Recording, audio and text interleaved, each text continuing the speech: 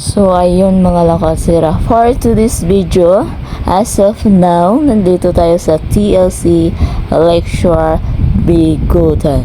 O diba, nakarating na tayo dito mga lakasira. So pangalawang pagkakataon nating nakarating dito mga lakasira. So ayan mga lakasira, nag-umpisa pala to December 1 and then hanggang January na itong mga lakasira. So ano pang hinintay niyo? Gumala na kayo habang may oras pa.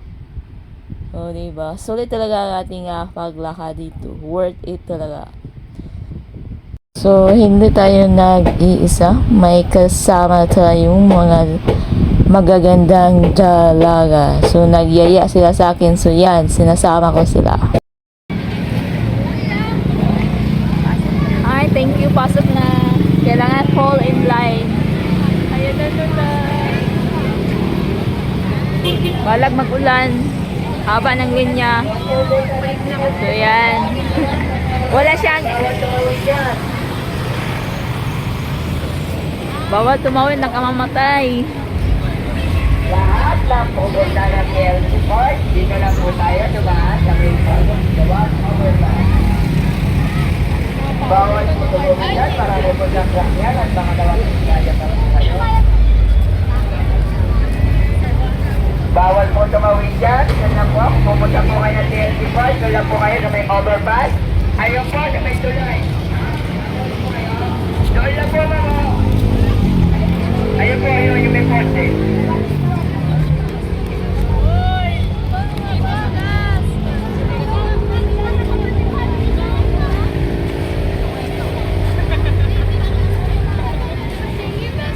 Parang hindi to lakas kasi ano eh. So ayun na mga lakotsera. Fall in line. Kasi kailangan i-check out ng mga bags. O diba? Dito lang sa may TLC. Ang pugi ni sir, shout out sir.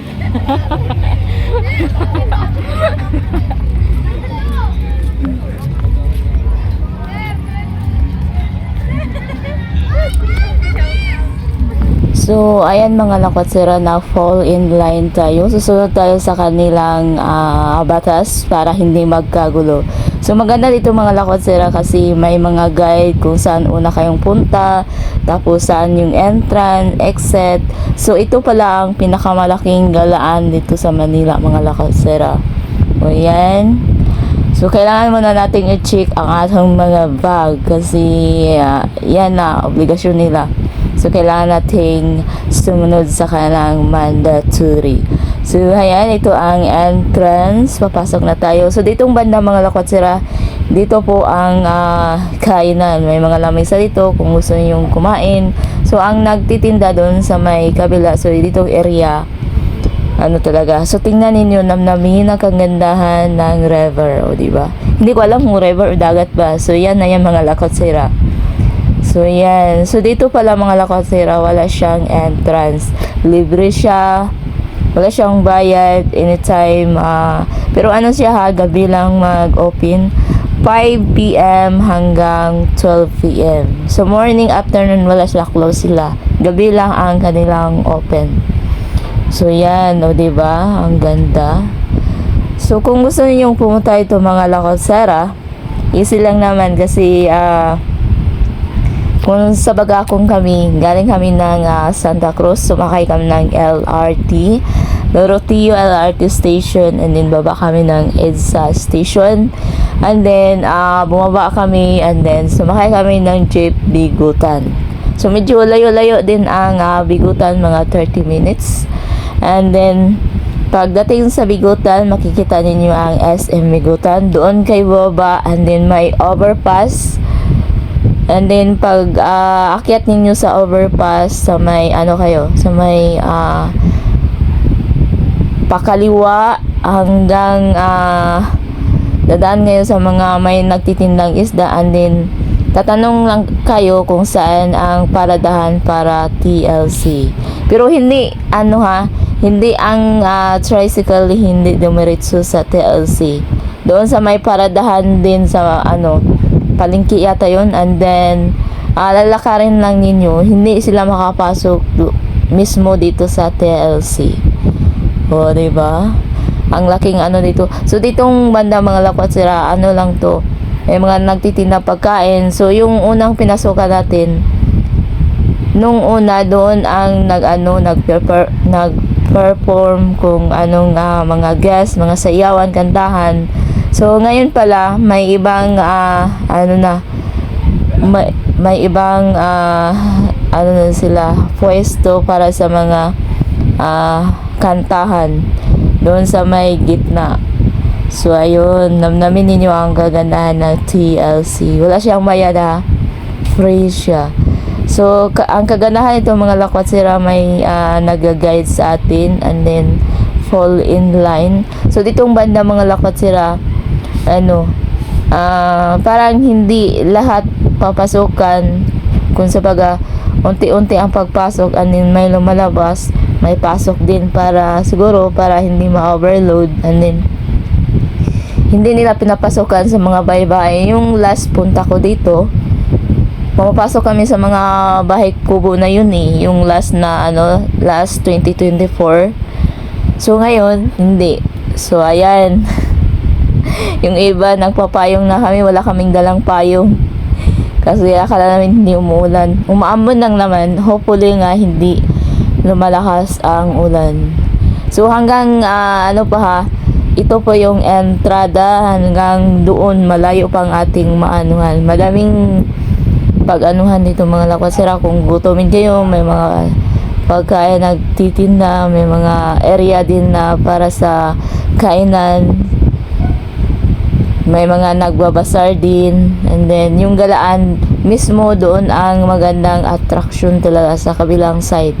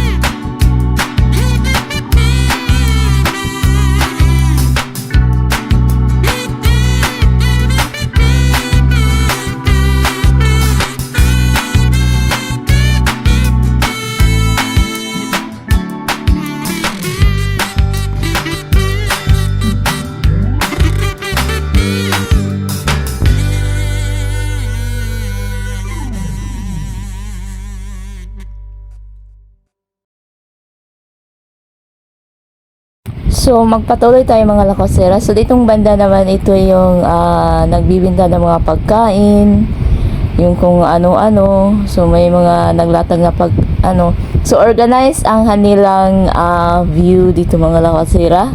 Kasi ditong banda, walang halo, puro pagkain dito. And then, sa kabila naman, puro upuan kung gusto niyo kumain.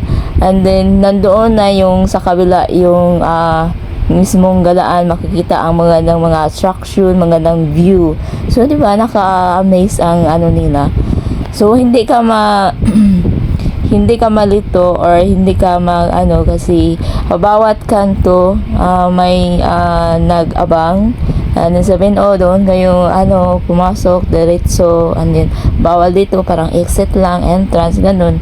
Parang hindi magkagulo ang mga tao para entrance, exit, o diba? Parang hapsay ang ating So yun, malaking area din dito sa mga kapag kung gusto niyo kumain. Sorry. So kailangan talaga pag umala ka, may extra kang dalang pera kasi gutumin ka talaga. Makikita mo yung magagandang pagkain, mahalanghap mo yung amoy ng pagkain. Siyempre, magugutom din tao, diba? So, ayun, patuloy tayo. Namnamin ang kagandahan ng TLC. So, yung mga kasama ko, first time nilang gumala dito. Sabi ko kasi, malayo, pero worth it naman. So, may galaan naman ding, malapit, pero hindi naman worth it, diba? Aanhin mo yung malapit, pero hindi worth it. So, yan ang mga kasamahan ko, mga magagandang dilag. So, ayan, anong pang hinihintay niyo mga lakotsira? Minsan lang to Kung sa baga pang patanggal stress, kung hindi puro trabaho na lang tayo. Kailangan din nating gumala pa minsan. Once in a blue moon lang to. O, diba? So, ngayon, as of now, mga lakotsira, medyo maano pa yung mga tao mamaya, ang daming tao. So, to be continue na lang mga lakotsira kasi nandoon sa kabila ang pinakamagandang views dito sa TLC. At ako ay magpapasalamat sa always support, lalo na sa ating mga team.